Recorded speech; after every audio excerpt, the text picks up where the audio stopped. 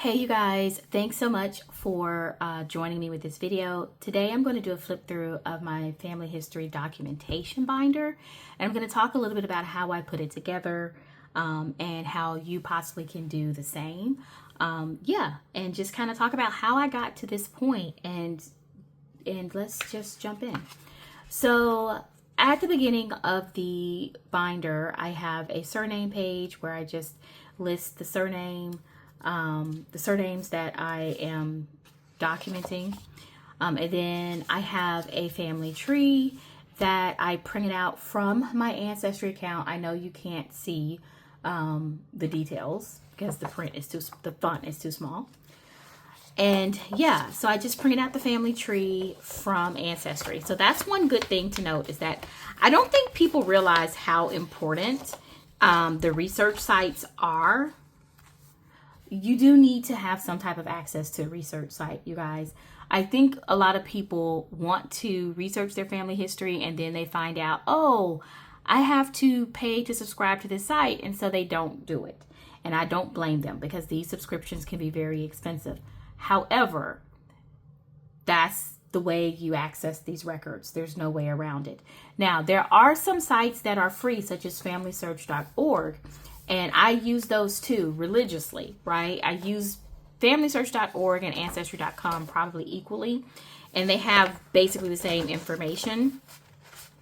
And so there are options for not paying via Ancestry. But whatever you use, you need to get what you see here. Basically, I did my research first, and that allowed me to fill in my tree. So I worked on Ancestry, did my research in Ancestry, filled out my tree on Ancestry. So that's where I printed my tree. If you do your research on FamilySearch.org, which is free, then you would do the same thing, but you would just do it at FamilySearch.org. And I'm having a little bit of a problem turning these pages because this book is so full of documentation. Okay, so you will notice though that these are the printed out copies, right? In the back of this section, because I decided to start with the family tree, I have my handwritten notes because I didn't start with this binder. I just started keeping notes on like forms that you print out, and I had them in various folders, stuck in various notebooks and various boxes. And I had all these handwritten notes. And so I basically entered this information into Ancestry.com's family tree, verified some of it, unverified some of it, whatever you want to say. And this is the basic research that I did that resulted in what I could print out. That's all nice and neat, right? So that's kind of how this process works. And so yeah, and I still have my notes in here because this is a documentation binder. I'm documenting my research. This isn't a presentation binder, which is slightly different. If it was a presentation binder, I would not have my notes in here. Okay, so then we're going to get to, what section is this? We're going to get to family groups. So keeping up with your family groups is really important as you're doing research. And again, this is documentation. So what I'm doing here is printing out all the information I have found and confirmed. Let me say that again. I am printing out all the information I have found and confirmed about this particular line of my family tree. Okay. If I have not confirmed it, it does not make it into this binder. It stays in my research workbook until I have confirmed it. So those are two different things. And give me just a minute and I'll show you what I'm talking about. So we offer sorry, I'm back in case you couldn't hear me. We offer a research workbook, right? On our website, and it's great because it's very similar to this, but this is what you would use as you are researching.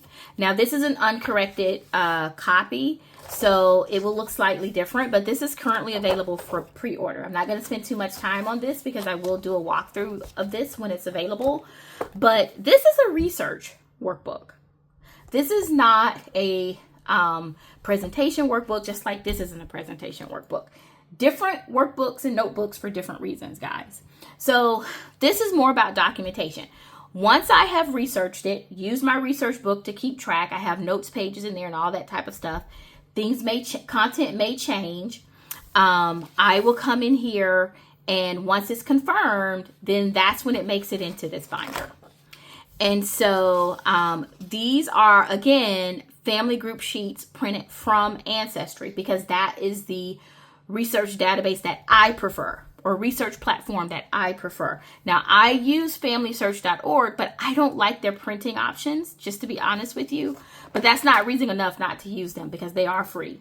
And so I just kind of use both of them together. I've been a member of Ancestry since Ancestry was free, if you want me to be honest with you. So that's like over 20 years. And so all of my research is there, and I'm used to it. And I love it. I like the platform. Well, I can't say I love it, but I do like the platform. But anyway, I go to their site because I have years of content built up, and I am printing out family group sheets for ancestors in my family. So I'm going to show you one that's a little bit more filled out than this person. So it has the focus ancestor at the top, some facts about them, and then it lists their family over to the right. So their parents, their spouse, and their children. And so that's why it's a family group sheet, right? And I have all my family group sheets of all of my key ancestors listed here. And I've just gone through and I've printed them. And it's a specific page in Ancestry that you can print that will give you this information. Right? And so that's what this entire section is. But again, I need to point out, I didn't just sign into Ancestry and they gave me this information. That's not how this worked, you guys. The way this worked is, over my research time, I researched these people and I kept track of all the information I found in my workbook or in my notebook. At the time, I didn't have this nice research workbook that I'm releasing this year.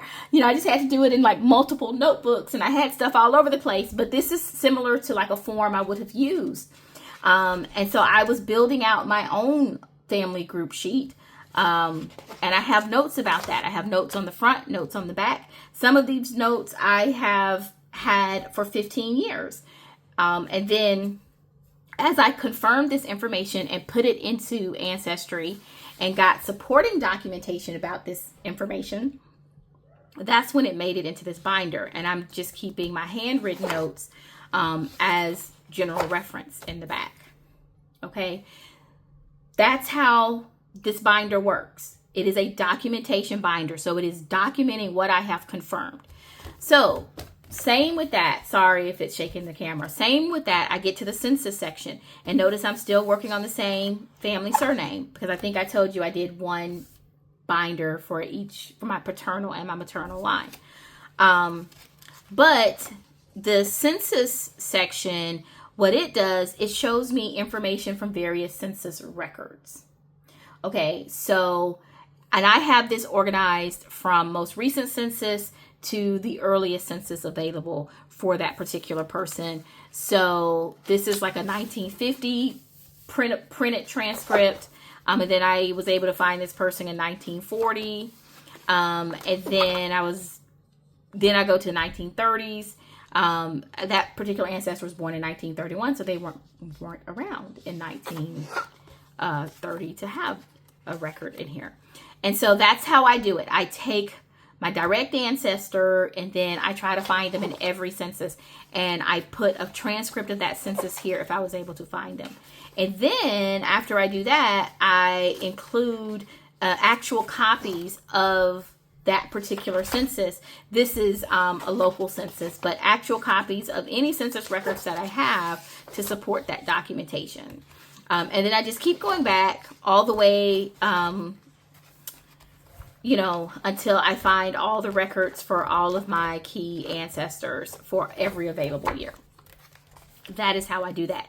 And then like I said, where I can, I include copies of any specific records that would be helpful for me to document. So, snippets of 1880 census, 1880 census, 1870 census, things like that. Generally, if it's a census record that's hard for me to find, that's when I'll include like a direct printout or something like that, because again, it's about documentation. 2 years from now, I may come back to this binder and want to see what I have found, and I need to like take some time to orient myself. And so this supporting information will really help that. Okay, so this section is pre-Civil War, because if you couldn't tell, I am African American, and so a lot of my ancestors were not free prior to the Civil War. So that means there's certain types of research that I have to do and certain types of documentation that I have to do. So I have this pre-Civil War section, which is very beneficial to keep track of those documents. But even if your ancestor wasn't African American, if they were just, white, or they were immigrants, or whatever the case may be, the Civil War, that period, was a traumatic time in our country. And it did a lot of damage to all families, no matter what your race or ethnicity may be. And family history during that time is kind of scattered, no matter who you are. Records are all over the place, because it was a war that tore the country apart. So you have to understand that the way you research information pre-Civil War, it should be different than how you research information post-Civil War, because the content is different. The documents are different. The way records are stored and documented pre-Civil War versus post-Civil War, it's all different. Especially depending on where you live, where your ancestors are from. So it's very beneficial to have a section like that. And I just want to point out that I do have a section in the workbook that is dedicated to pre-Civil War ancestors. But anyway, so I have information here. And then I just have a couple of blank pages because at the time of putting this together, I did not have the genealogy research workbook that I am now rolling out at the end of this year. I just had the printable. So I took some of these printables, which I can actually now remove, and I put them here just in case I needed to write down information, but I don't need that anymore.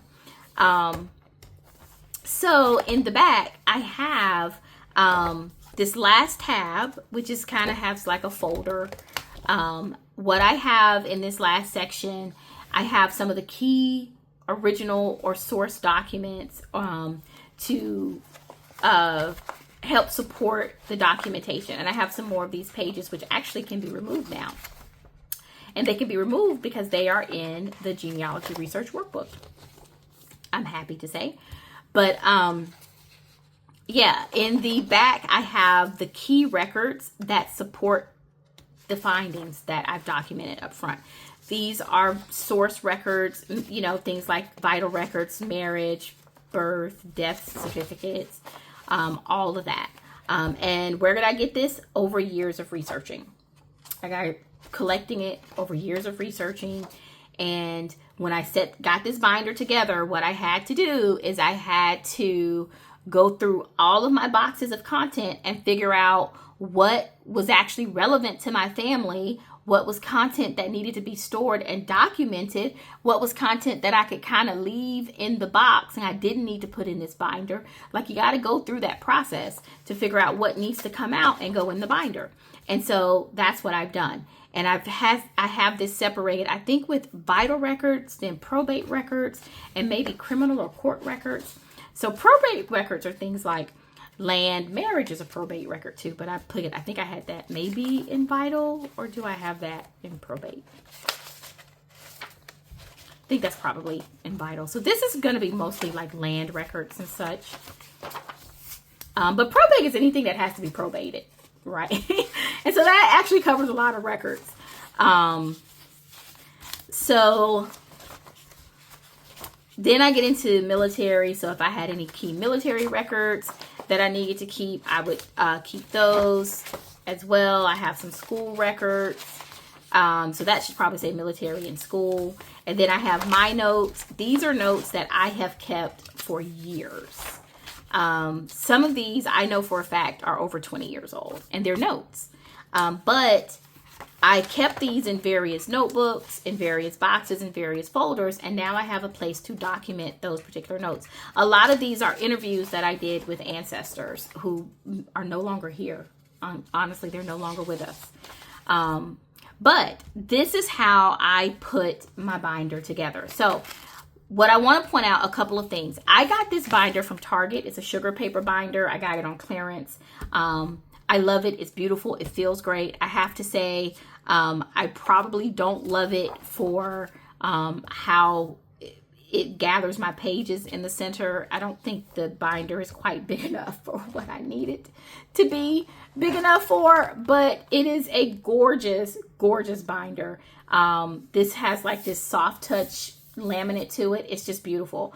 And I just caught it on clearance though. So you don't have to do anything special. You can also use just an Avery binder. I have to say, I originally had these documents in an Avery binder, and those binders lasted me 15 plus years.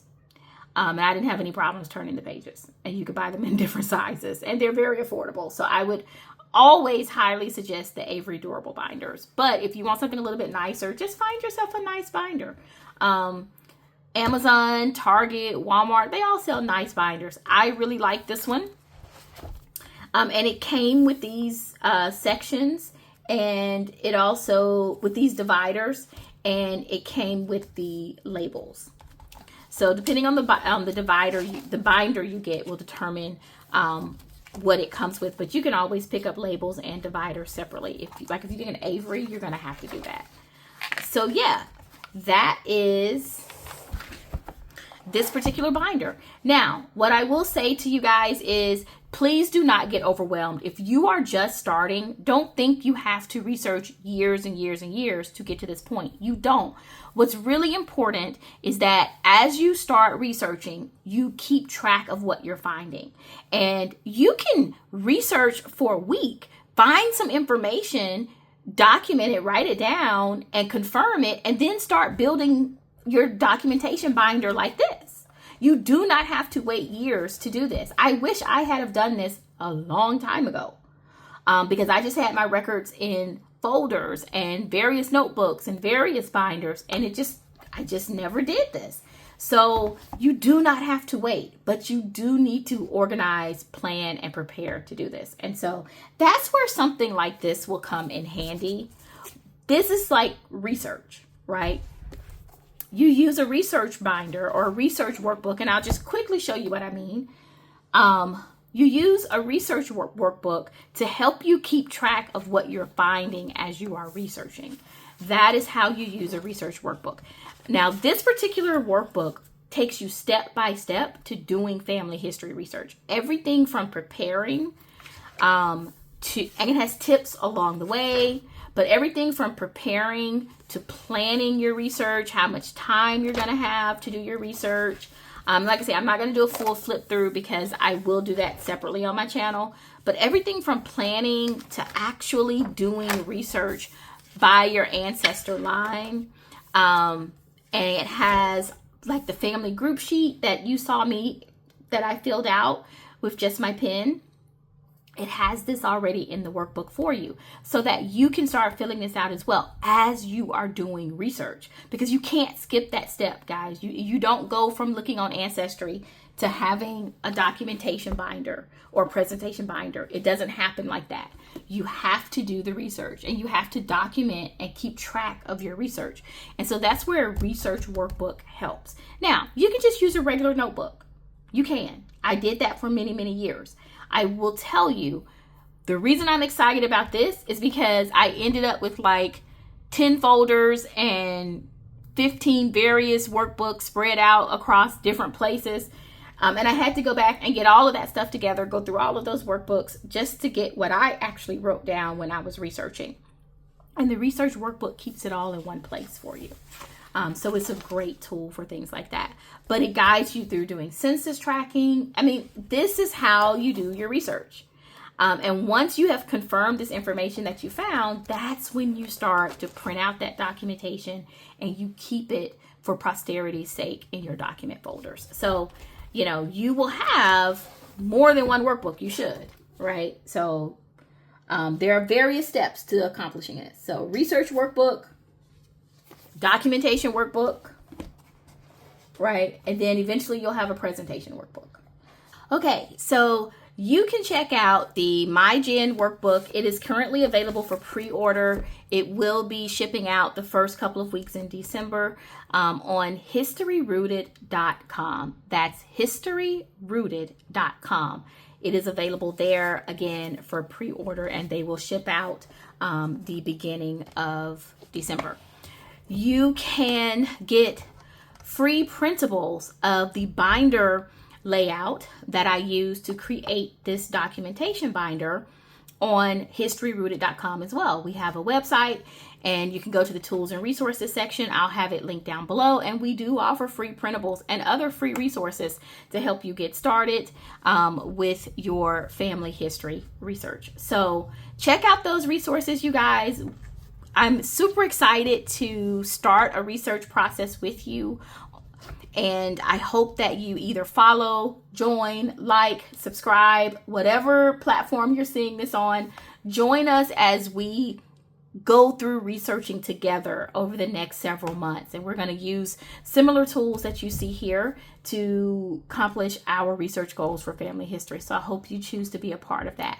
But definitely pick up those freebies, guys, at historyrooted.com, because if nothing else, you can get some checklists, some templates, anything you need to help you get started. It's over there.